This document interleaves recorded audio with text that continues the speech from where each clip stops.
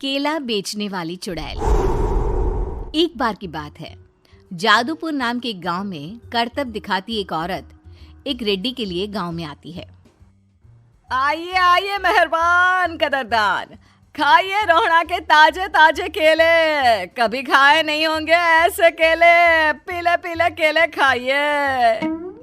ये कहकर रोहड़ा हाथों में 4 केले लिए उन्हें सर्कल में जोर जोर से हवा में उछालती हुई करतब दिखाती है, जिसे देखकर आसपास के सारे बच्चे अपने अपने मम्मी पापा से उस औरत के पास जाने की जिद करने लग जाते हैं। पापा, ऐसा तो सर्कस में बॉल से होता है ना, ये आंटी तो केले से कर रही है। चलिए ना पापा, देखते हैं। रोहड़ा एक पतली सी तार पर चलती हुई केलों से करतब दिखाती है। आते जाते सभी लोग बाहर रुककर उसके करतब देखते हैं और वाह वाही करते नहीं थकते। जैसे ही एक आदमी पास आकर उसे पैसे देने लग जाता है, तब वो कहती है, अरे नहीं नहीं साहब, मैं करतब तो बच्चों के मन को बहलाने के लिए करती हूँ। धंधा तो मेरा केले का है।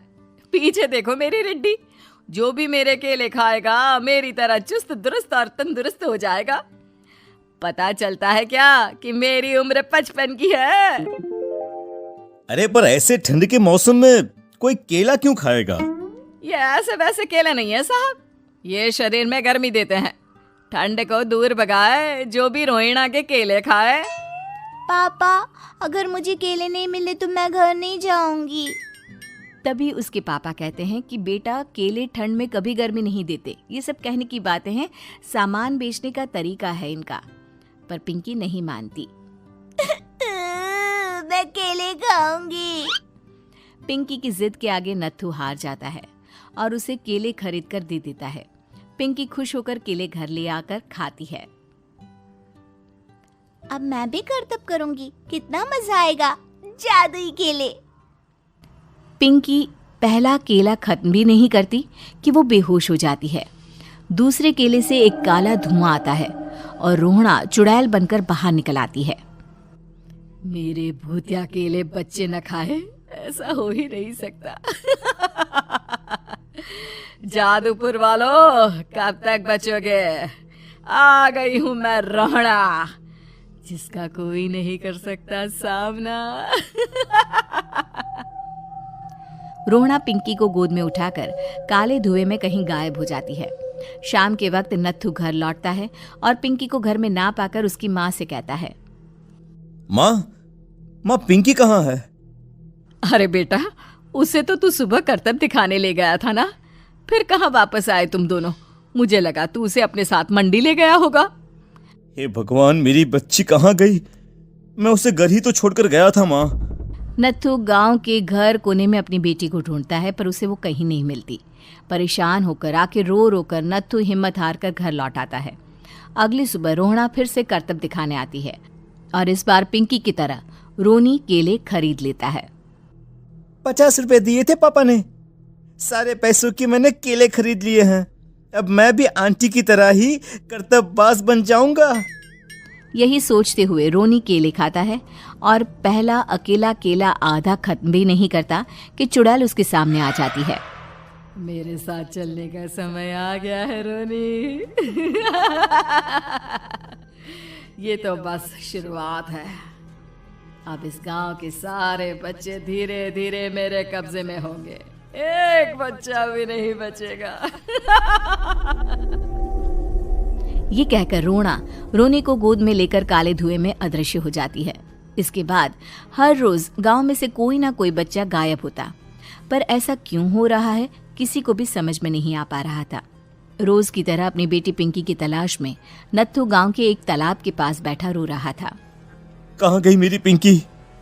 शकुंतला के जाने के बाद एक वही तो मेरा सहारा थी। अरे उसकी आत्मा कोस रही होगी मुझे कि मैं अपनी बच्ची को संभाल भी नहीं पाया। नत्थू ये कहता हुआ रो ही रहा था कि तभी तालाब में से उसे शकुंतला की आवाज सुनाई देती है। कहाँ थी तुम शकुंतला? हमारी बच्ची और सारे गायब हुए बच्चे रोहड़ा के कब्जे में हैं।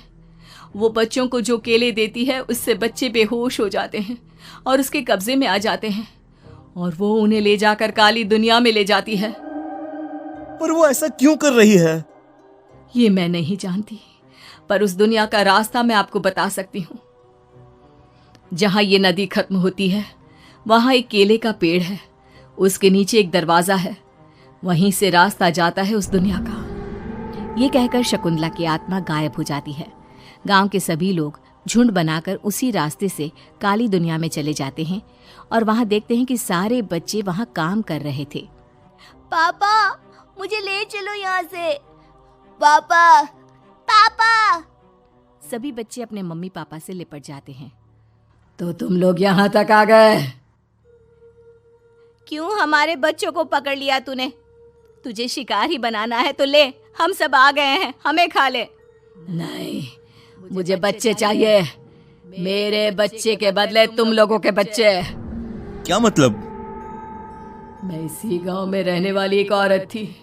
केले की चोरी के इल्जाम में मेरे बेटे को गांव वालों ने इतना मारा कि वो मर गया।